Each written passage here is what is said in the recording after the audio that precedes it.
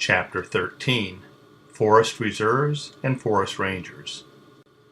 Passage of the Federal Forest Reserve Act of 1891 gave the President authority to set aside timberlands from the public domain, but at the same time the purpose of the reserves remained a matter of congressional debate.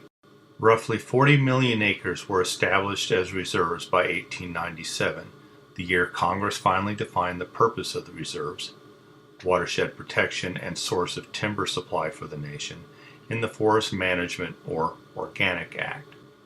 The act also gave the Secretary of Interior authority to regulate occupancy and use within the reserves, develop mineral resources, provide for fire protection, and permit the sale of timber. It was left to the U.S. Army to police Yellowstone parks from the years 1886 to 1918. But beginning with the creation of Yellowstone Park Timberland Reserve on March 30, 1891, supervising the reserve became the responsibility of the Department of the Interior. Bernard Furneaux is credited with providing the model, adapted from the Prussian system of state forest management, in an 1891 report on how to manage the reserves. The task actually was undertaken by the Department of the Interior until 1905, first by the General Land Office and then by the Interior Forestry Division under Philbert Roth, who earlier had worked for the Department of Agriculture under Furneaux. The two departments' forestry divisions cooperated on forest reserve programs. Early custody of the reserves by the General Land Office was based on a hierarchy of state superintendents, reserve supervisors, and rangers who managed districts within the reserves. The key to success of forest reserve management was the ranger. The word ranger was an American variant of the ancient French verb for rover, introduced to England by the Normans who came with William the Conqueror in 1066. Rangers were the game wardens of the royal forests of England and became the foragers and scouts of colonial expeditions in Virginia in 1716. The forest master of Prussian forestry became the forest ranger or protector of the reserves after 1891. Beyond this vague notion of protecting the reserves, the actual duties of the first rangers were rather unclear to all concerned.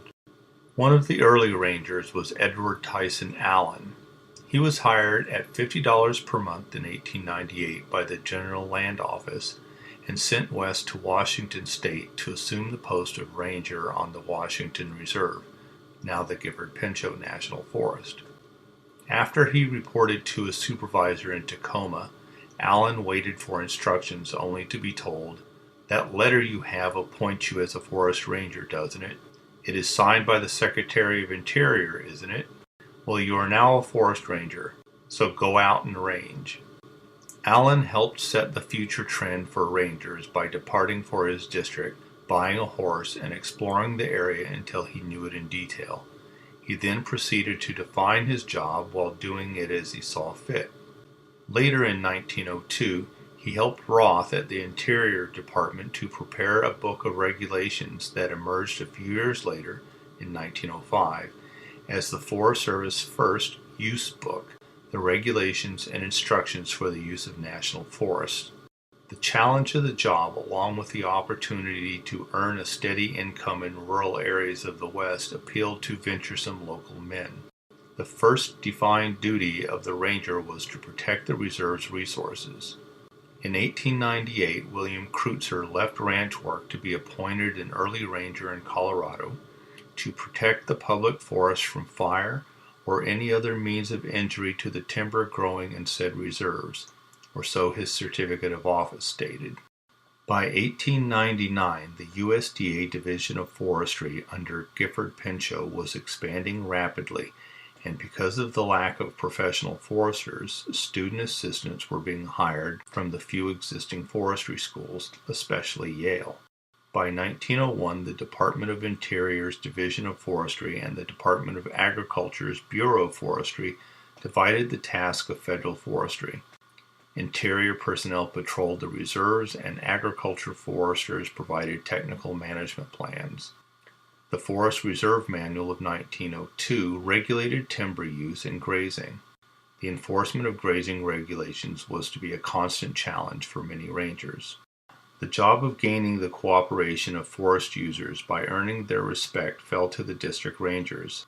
Accustomed to taking timber and forage from adjacent public lands at will, local forest users did not easily accept regulation. The employment of local men as rangers helped, because these rangers could draw on their common background to explain the need for rules to their friends and neighbors. Knowledge of local customs sometimes extended to local language. The 1906 Use Book section on rangers states that those employed in Arizona and New Mexico should know enough Spanish to conduct reserve business with Mexicans. By 1905, with the transfer of jurisdiction of the reserves to the Department of Agriculture, the Bureau of Forestry accepted transfer of many of the early government land office field people and mixed them with its own staff, including the numerous student assistants. In 1901, there were 81 student assistants on the 179-member staff of the Bureau of Forestry. The Forest Service, to its credit, brought out the best in its rangers. Many of the Eastern dudes were soon as adept at Western ways as the local rangers, while more than one Western-born ranger was promoted to top management. A further factor in selecting rangers in 1905 was the extension of civil service authority to the forest reserves. The Forest Service, the new name for the former Bureau of Forestry, developed the first exams, written and practical, for rangers by May 1906. The physical standards demanded then would not apply today. Early recruitment posters stated bluntly, invalids need not apply. Rangers were expected to build trails, ride all day and night, pack, shoot, and fight fire without losing their heads. New rangers received a salary varying from $900 to $1,500 per year, out of which they bought a horse, sidearm, and clothing to be the lone steward of several 100,000 acres. As described by Robert J. Deuce, the ranger in his district was often the only policeman, fish and game warden, coroner, disaster rescuer, and doctor. He settled disputes between cattle and sheepmen, organized and led firefighting crews, built roads and trails, negotiated grazing and timber sale contracts, carried out reforestation and disease control projects, and ran surveys. Injury and even death was the fate of more than one early ranger. It was not until the mid-1930s that the Forest Service announced it would no longer make appointments at the professional level without a degree in forestry or a related field, a move that ended the era of the self-taught, rugged outdoorsman in the agency. Of course, not all those early rangers were alone. Many were married, and their wives acted as their husbands' unpaid assistants, performing clerical and technical duties such as tree planting and fire control. Today, it is not unusual for the district ranger to be a woman, with the further change that she may have a staff of 40 and carry a laptop computer instead of a pistol into the field. The challenge of the office is no less, and it may be that some rangers today envy early rangers their solitude and freedom.